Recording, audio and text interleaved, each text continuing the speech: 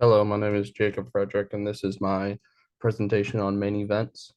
Um, my speaker, Coach Raffo for the baseball team here, wouldn't let me do the presentation with the presenter because he had meetings with the players, and we're just trying to get everything done before this year ends and before we send our guys off.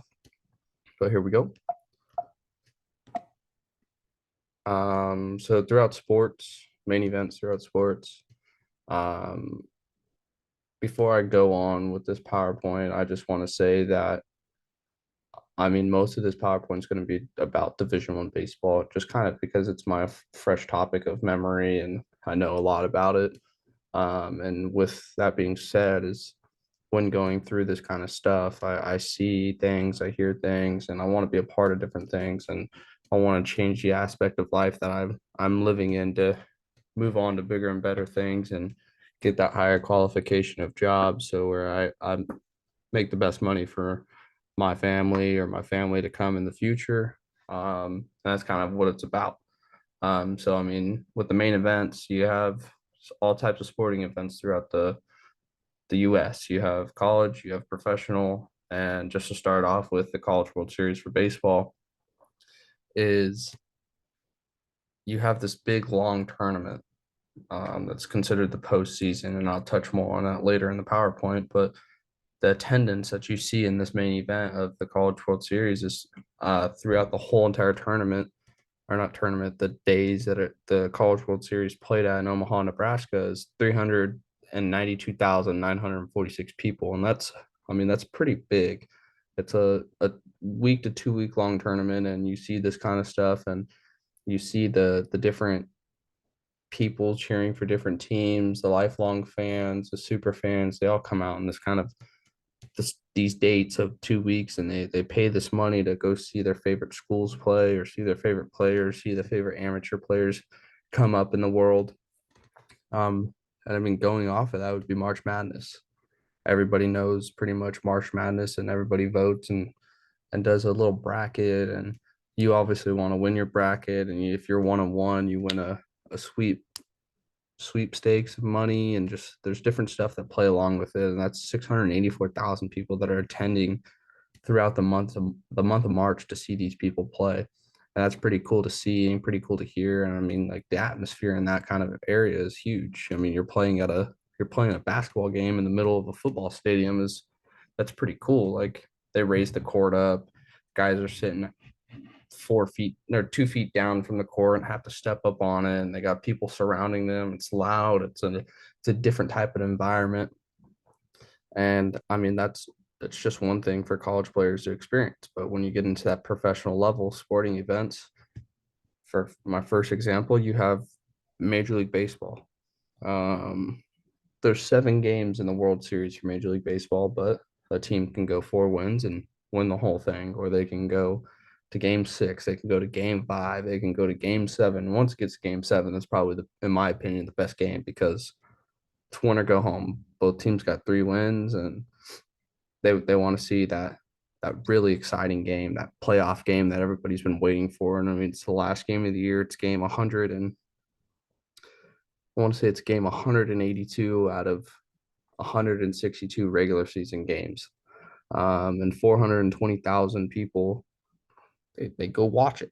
A game's going to hold 30 to 40,000, but the 420,000, that's throughout 6 games. That's in 2 different states, so that's in 2 different stadiums. Like that's a lot of people to just go see one team play or 2 teams play, one player play. Like they're spending some good quality money to get these tickets and go experience these events.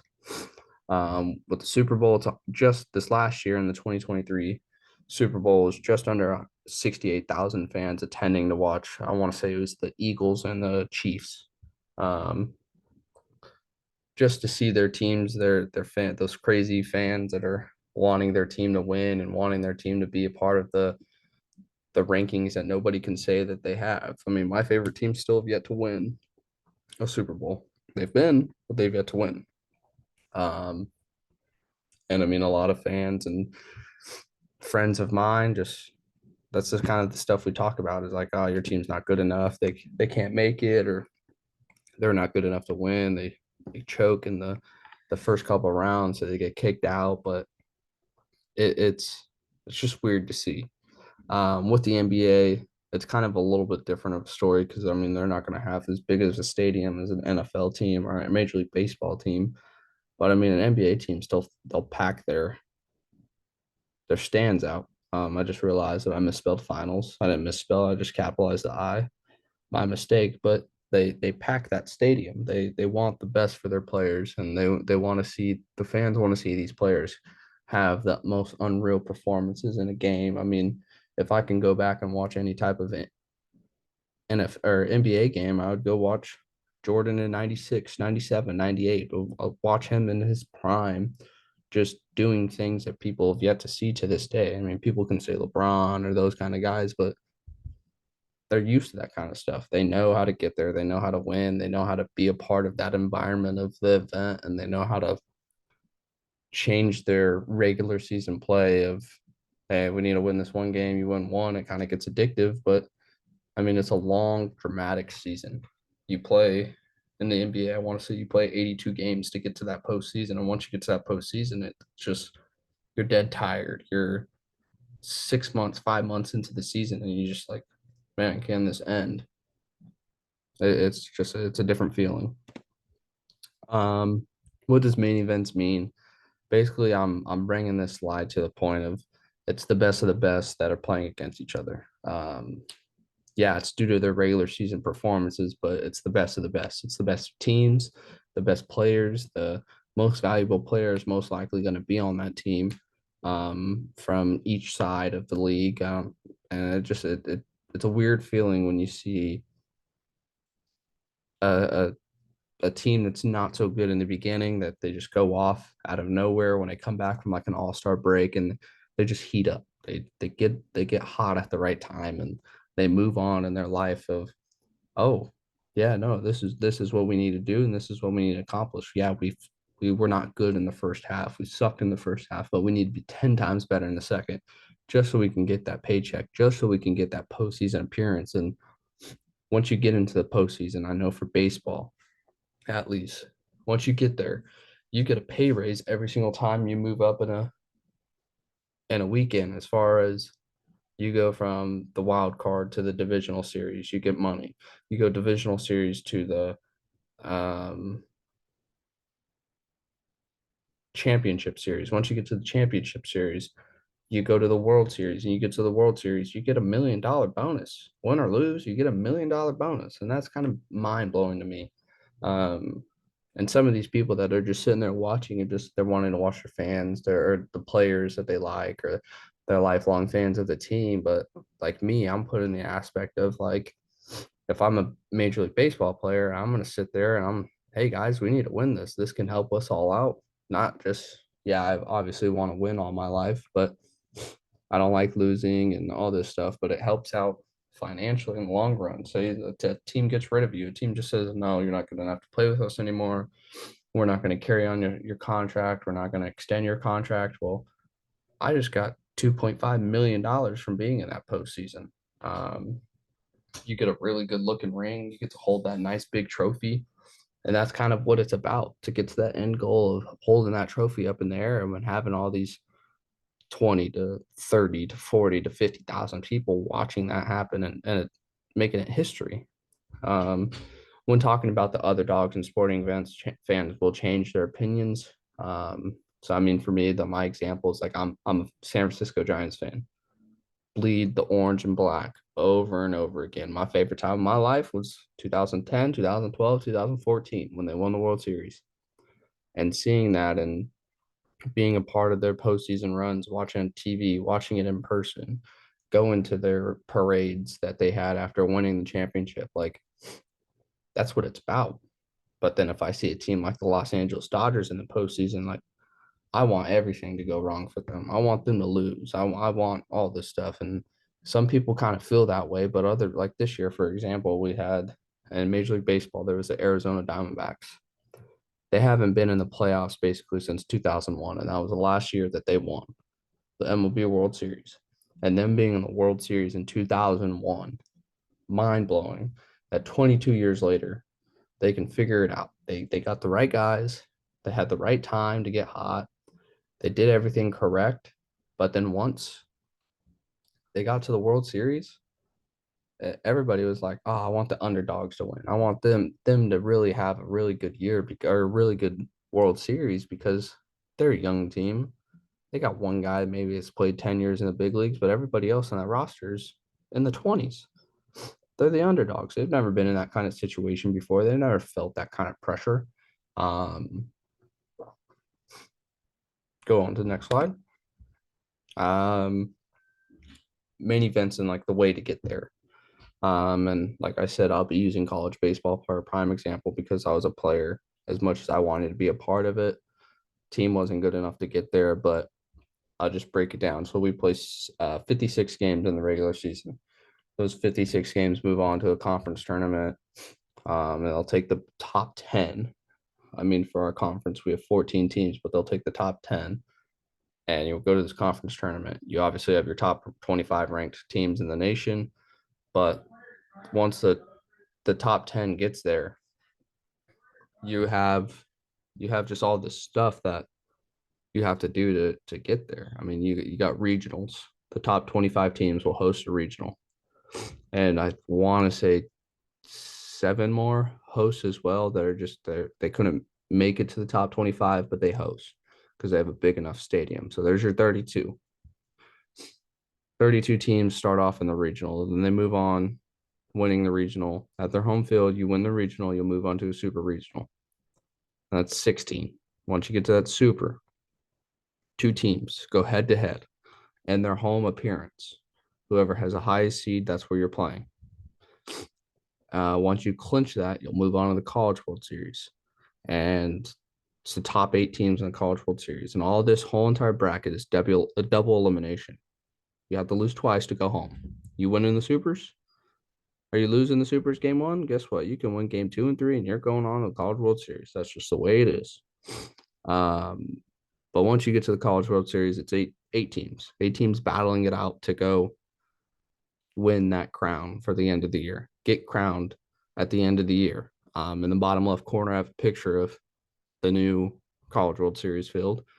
They just changed the name to Charles Schwab, but it used to be called TD Ameritrade, and that field right there is holding 45,000 people, 35,000 people.